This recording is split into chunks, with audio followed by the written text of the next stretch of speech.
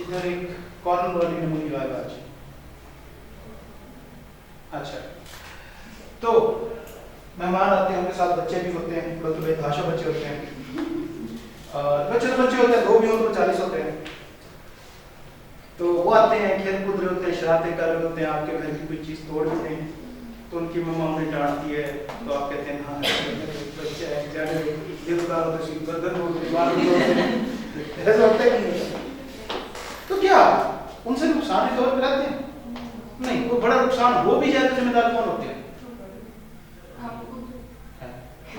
कोई भी नहीं होता।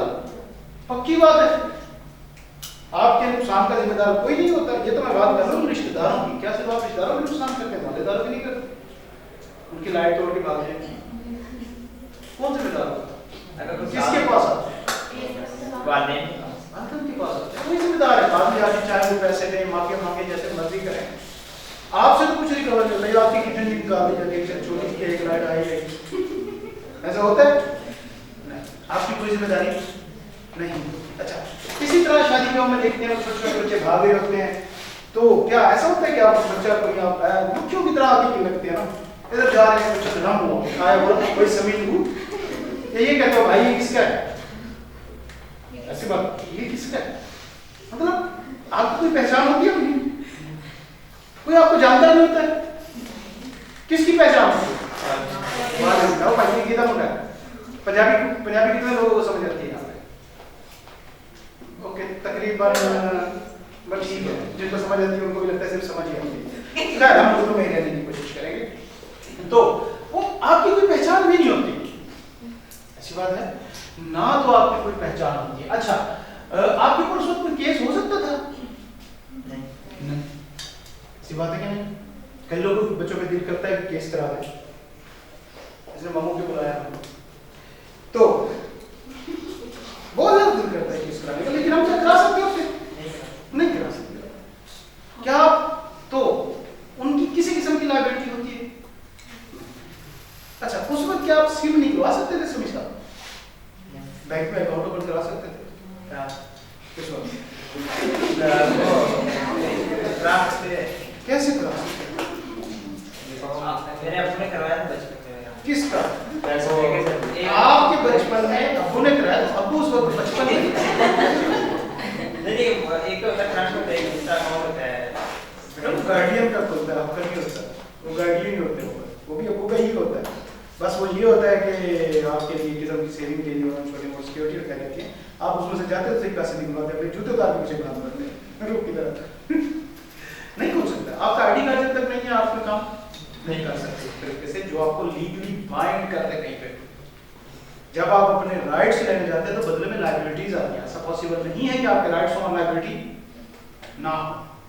ऐसा पॉसिबल है क्या कि भाई पोजीशन आपके पास मैनेजर की और जिम्मेदारी आप कहेंगे मैंने नहीं लेना, मेरे से गलती भी हो जाए तो खुद ही बर्दाश्त करो?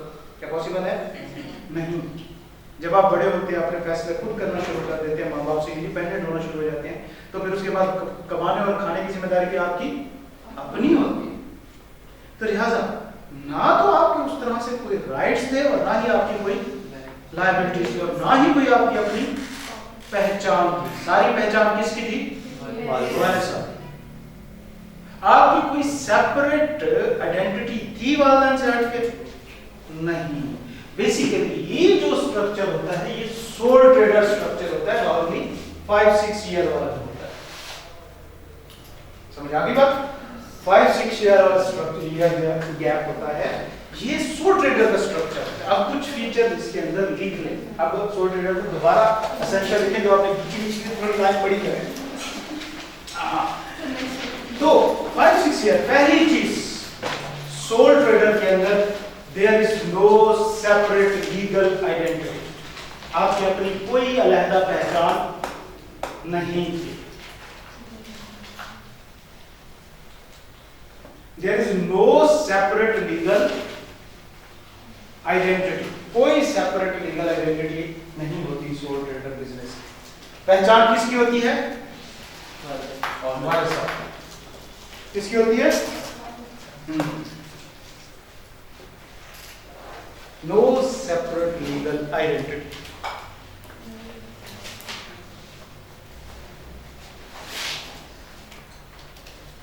नंबर 2, इसके तमाम कामों के लिए कौन रिस्पॉन्सिबल है? वालिदैन। ऐसी बात है।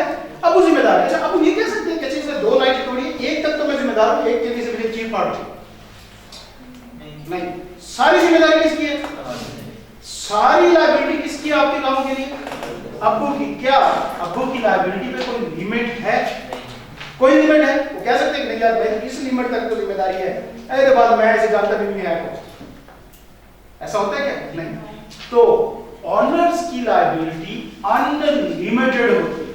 सोल ट्रेडर में ऑनर्स की लायबिलिटी अनलिमिटेड होती है। मतलब अगर देखें, पहले मैंने आपको बताया था बिजनेस एक अलग चीज है, ऑनर एक अलग चीज है। जब मैं कह रहा हूं कि सेपरेट आइडेंटिटी नहीं होती, इसका मतलब ये नहीं कि वो दोनों एक हो जाते हैं। स्ट्रक्चर फिर भी दो अलहदा ही हैं, उनके दरमियान में सेपरेट लीगल आइडेंटिटी नहीं है। बस ये एक लीगल टर्म, स्ट्रक्चर अभी भी अलहदा है। ऑनर अलहदा है, बिजनेस अलहदा है, लेकिन बिजनेस की अपनी कोई अलहदा पहचान नहीं है। जिस तरह छोटे होते हुए आप एक अलहदा इंसान थे, आपके वालिदैन अलहदा इंसान थे, लेकिन आपकी अपनी कोई पहचान नहीं थी। सेम इसी तरह यहाँ पे भी इसकी कोई सेपरेट लीगल आइडेंटिटी नहीं होती, और इसके तमाम कामों के लिए रिस्पॉन्सिबल कौन होते हैं? Owner. Owners liability is unlimited. मतलब आपके ऊपर कोई कर्जा है जो आप पे नहीं कर पा रहे, तो जिम्मेदार कौन है? ऑनर। ऑनर। समझिए बात? जिम्मेदार कौन है? ऑनर। शाबाश। तो इस केस में ऑनर्स की लायबिलिटी क्या होती है? अनलिमिटेड होती है। मतलब owners are fully responsible for the whole unpaid debt और लायबिलिटी ऑफ अ बिजनेस। ओहो, इतनी लंबी इंग्लिश की लाइन। क्या बोला मैंने? बस ठीक है, जो मैंने दिखा दिया उतना ही है। ये दूसरा फीचर। तीसरा, नो कंटिन्यूटी। कंटिन्यूटी देखिए, इस एज में एक बच्चा है, अगर उसके वाले साहब फौत हो जाए तो उसकी जिंदगी का आगे कोई सर्टेनिटी होती है? हाँ, उसकी क्या होगा, क्या बनेगा, परेशान होते हैं बहुत ज्यादा। लिहाजा सेम इसी तरह अगर एक सोल ट्रेडर बिजनेस है और हाजी साहब फौत हो गए तो बिजनेस खत्म। चाहे वही बिजनेस उनका बेटा उसी दुकान के अंदर बैठ के उसी नाम से भी चलाता है, तो अब ये बिजनेस किसका है? उसके बेटे का। अब होगा नहीं रहा। जैसे ही ऑनर जाता है, बिजनेस की पहचान खत्म हो जाती है। No continuity. सोल ट्रेडर में जैसे ही ऑनर चेंज होगा, बिजनेस खत्म हो जाएगा। समझ आ गई? लॉ की नजर में बिजनेस खत्म हो जाएगा, चाहे वही बिजनेस उसका बेटा चला रहा हो, बाद में बैठ के कोई और चला रहा हो, उसी नाम से चला रहा हो, उसी समाज से चला रहा हो, लेकिन लॉ की नजर में अब ये बिजनेस उस बंदे का है जो चला रहा है। जब निकल गया वो बिजनेस खत्म हो गया। जैसे मैं एग्जांपल देता हूं कि आपका बिजनेस है, आप उसके ओनर हैं, आपने अकाउंट एक बैंक में ओपन किया हुआ है, तो उस पे साइन आप करते होंगे। अकाउंट तो बिजनेस का है, चेक पे साइन कौन कर रहा है? आप लोग कर रहे हैं। जिस तरह कि आप यहाँ पे जैसे ये कंपनी है एक, तो इसमें ऑनर कौन है, डायरेक्टर कौन है? साइन मैं कर।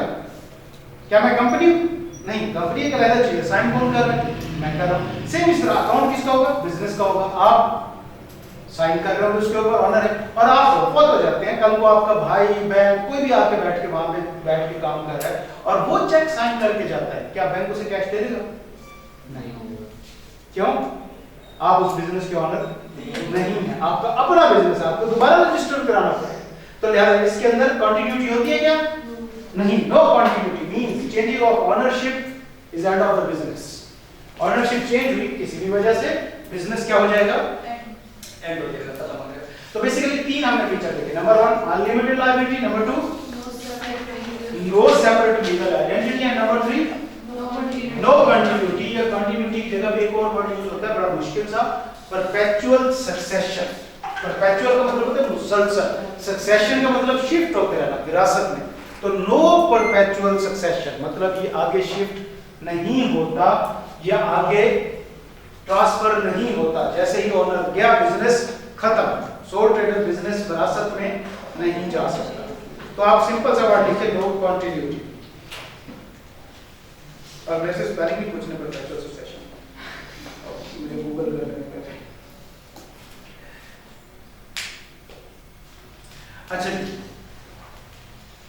तो तीन एसेंशियल्स हमने इसके लिखे। उसके बाद आप हो गए थोड़े से बड़े, 10-12 साल के, शरारतें भी बड़ी होगी और वो जो आपकी शौकियां थी वो कम हो गई, सिर्फ सवाल रहेगी, सर पे बाल भी कम होना शुरू हो गए और वाले साहब की खुशियां तो पहले ही खत्म हो चुकी हैं।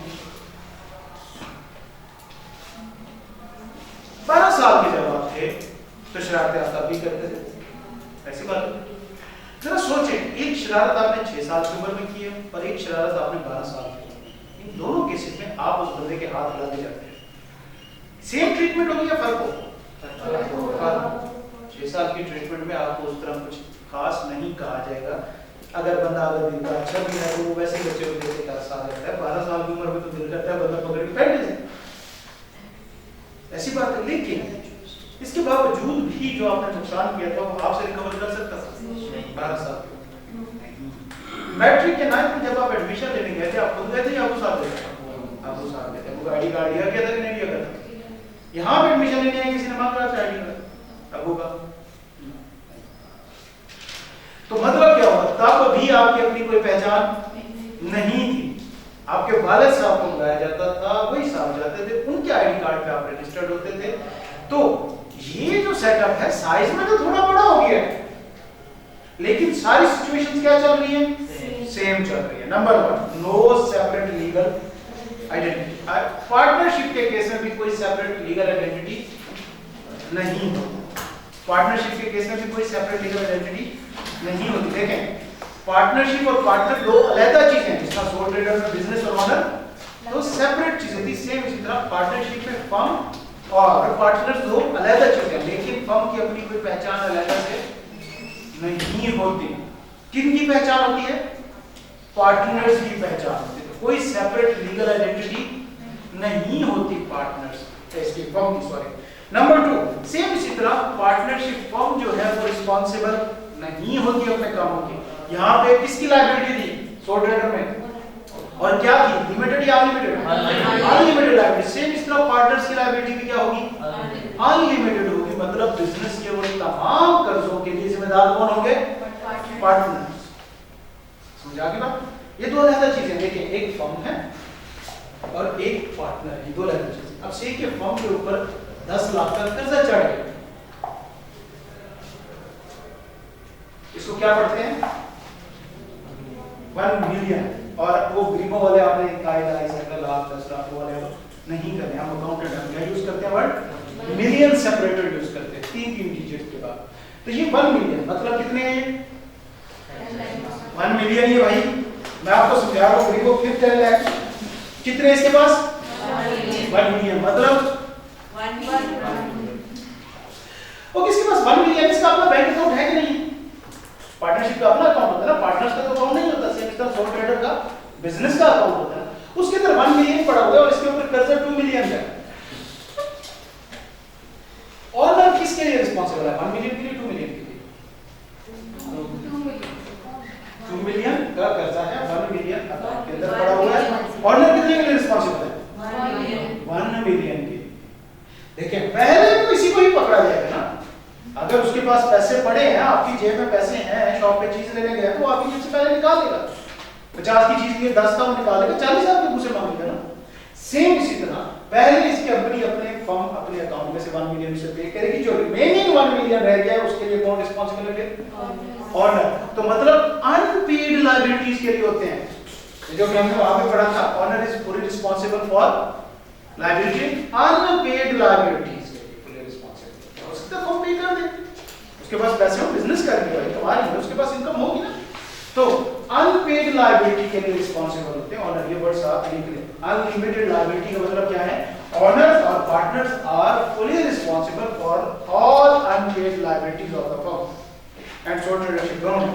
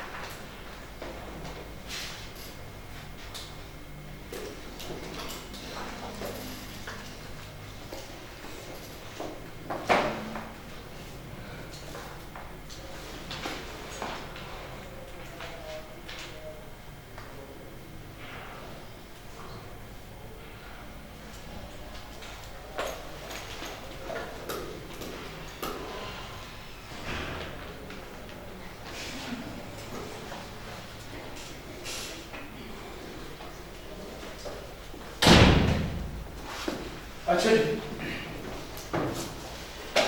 लायबिलिटी क्या है? अनलिमिटेड। अच्छा अब यहाँ पे एक क्वेश्चन, पार्टनरशिप में कितने पार्टनर होते हैं? दो कहाँ से? तीन भी तो हो सकते हैं। मुझे पता है जिम्मेदार कौन है इसका से तीन कर दिया तीनों कितने